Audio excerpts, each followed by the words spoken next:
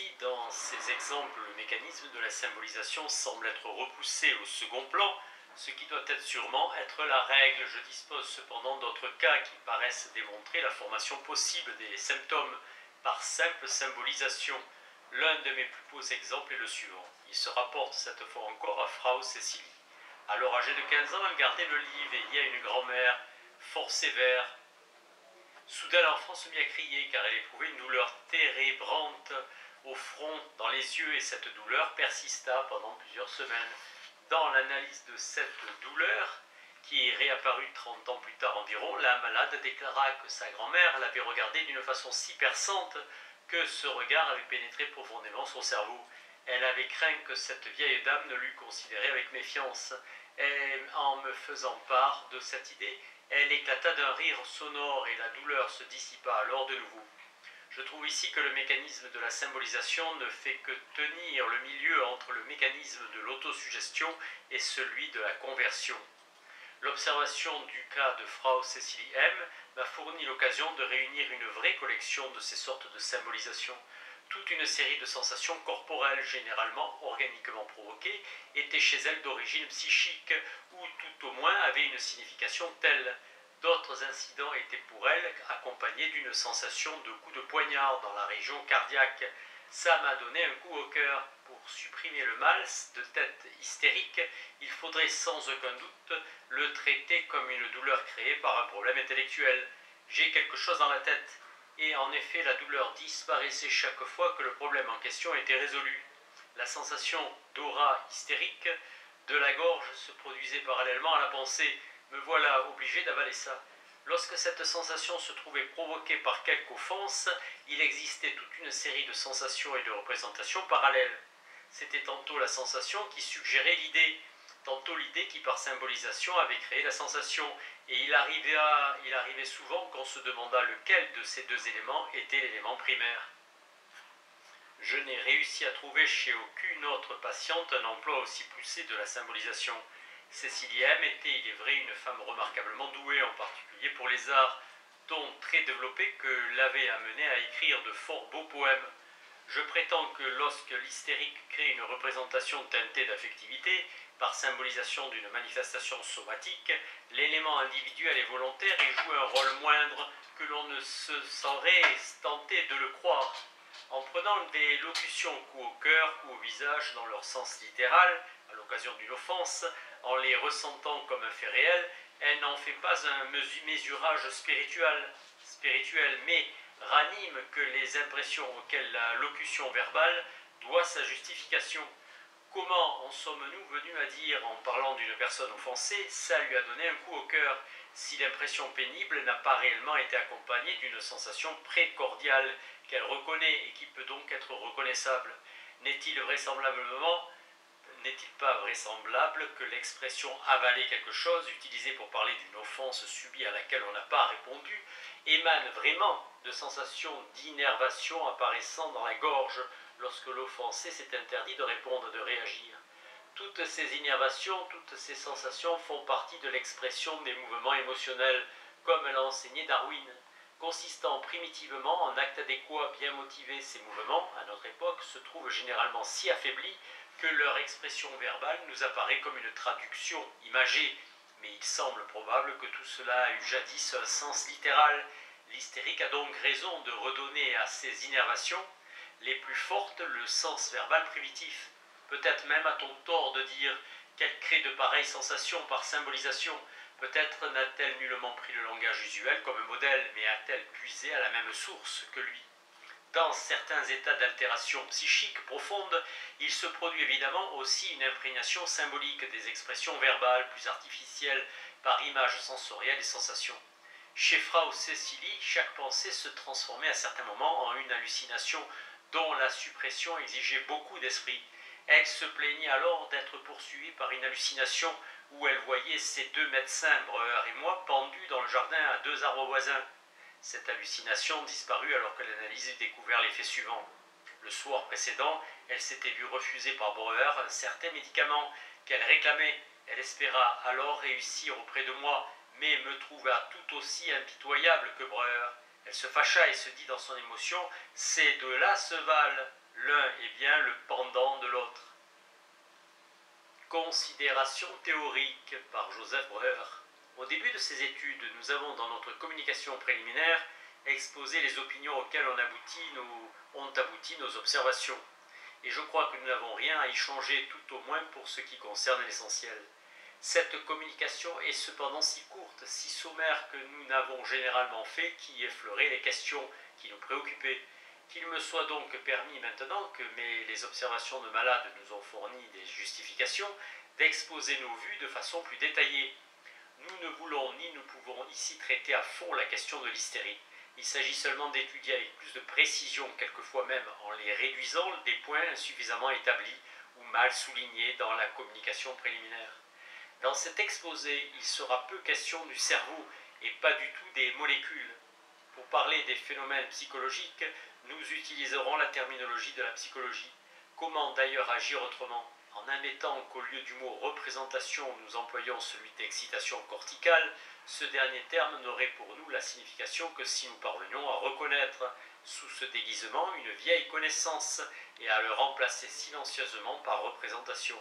Car tandis que tous les aspects des représentations, objets perpétuels d'expérience, nous sont connus, l'excitation corticale, elle, représente plutôt pour nous un postulat, quelque chose dont nous attendons une connaissance plus approfondie.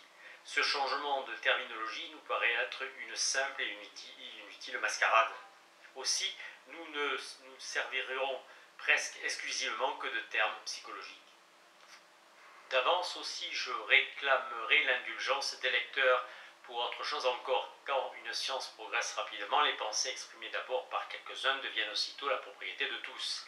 Ainsi, toute personne qui cherche de nos jours à exposer sa façon de voir touchant l'hystérie et son fondement psychique ne saurait éviter d'énoncer et de répéter nombre d'idées appartenant à autrui, idées qui, ayant d'abord été la propriété d'un seul, sont devenues bien communs. Il est à peine possible de découvrir chaque fois qu'il les a d'abord formulées et l'on risque de s'attribuer à soi-même ce qui a déjà été dit par d'autres. Que les lecteurs excusent le petit nombre de citations contenues dans ce travail et nous pardonnent de n'avoir pas strictement délimité ce qui nous appartient et ce qui appartient à autrui. Dans les pages qui suivent, l'originalité est ce dont nous nous targuons le moins. Les phénomènes hystériques sont-ils tous idéogènes? Dans la communication préliminaire, nous avons parlé du mécanisme psychique de certains phénomènes hystériques, mais non de celui de l'hystérie. Nous refusions en effet d'affirmer que la théorie psychologique des symptômes hystériques pouvait s'appliquer à tous les cas, sans exception. Nous ne pensons pas que toutes les manifestations hystériques se forment de la façon que nous avons exposée, ni qu'elles soient toutes idéogènes, c'est-à-dire déterminées par des représentations.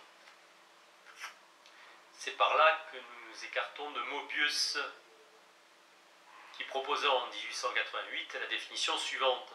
Sont hystériques toutes les manifestations pathologiques causées par des représentations.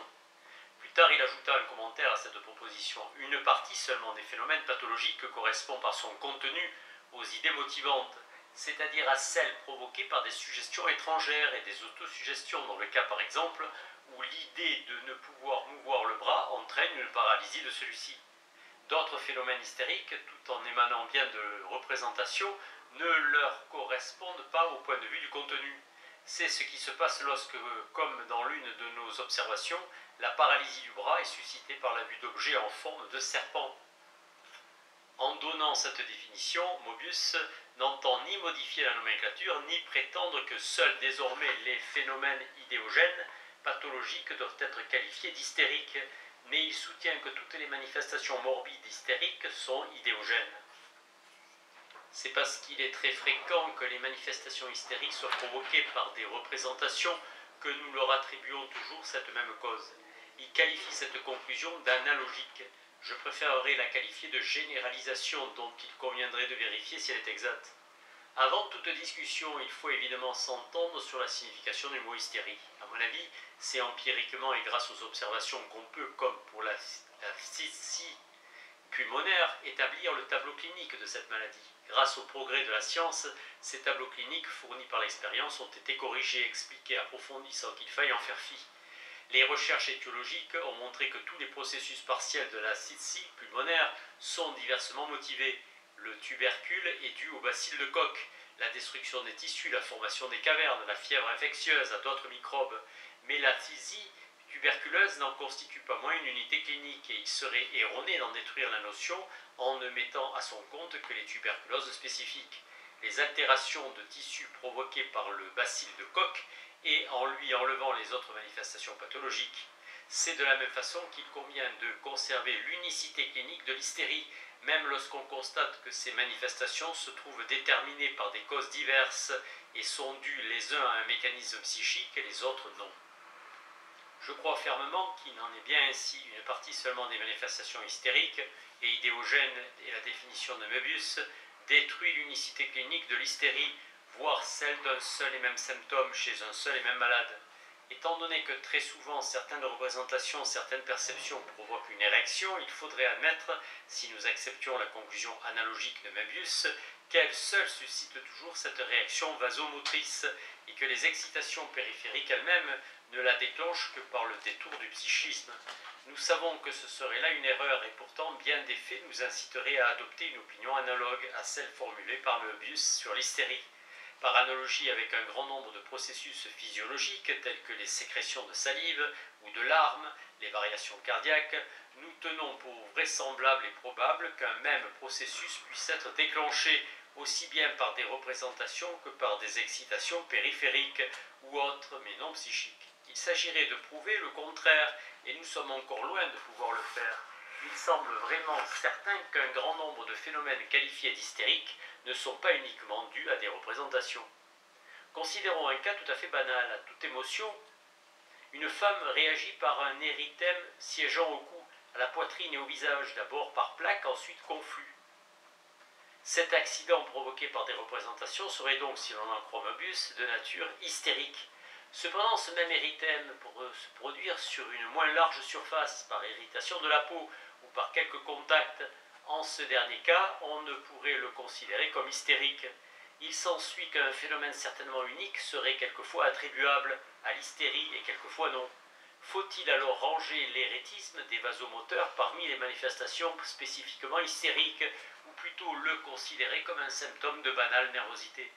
Mais Möbius lui-même estime que cette discrimination au sein d'un processus simple devrait en tout cas être affectée et que seul l'érythème provoqué par une émotion pourrait être qualifié d'hystérique.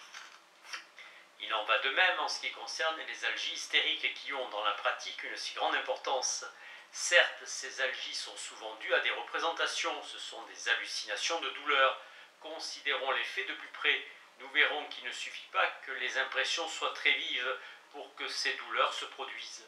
Il faut encore que l'état de l'appareil récepteur et conducteur de la souffrance soit particulièrement anormal, comme il faut que les vasomoteurs aient une excitabilité anormale pour qu'un érythème émotionnel se produise. Le terme d'hallucination de douleur décrit certes de la façon la plus frappante la nature de cette névralgie, mais nous contraint aussi à juger celle-ci de la même façon que toute autre hallucination. Ce n'est pas ici le lieu où discuter à fond de cette question. À mon avis, les représentations, les images mnémoniques, même les plus vives, ne peuvent à elles seules, sans excitation de l'appareil percepteur, acquérir un caractère objectif, celui qui fait justement de l'hallucination ce qu'elle est.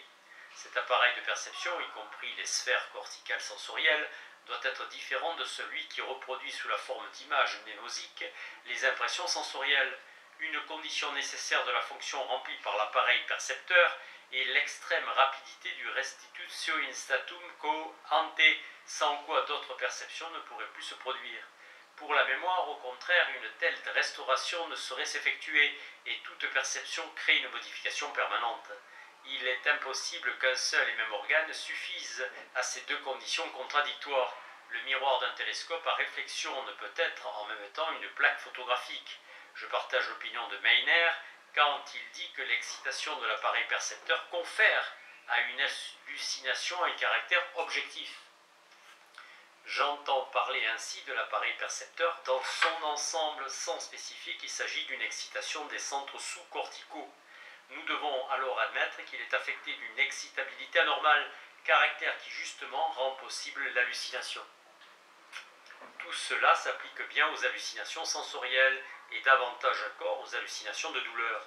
Le sujet normal, en effet, ne saurait conférer au souvenir d'un mal physique l'intensité d'une sensation réelle, ni lui trouver une ressemblance même lointaine avec celle-ci, intensité et ressemblance que peuvent présenter des images mnémoniques, visuelles ou acoustiques.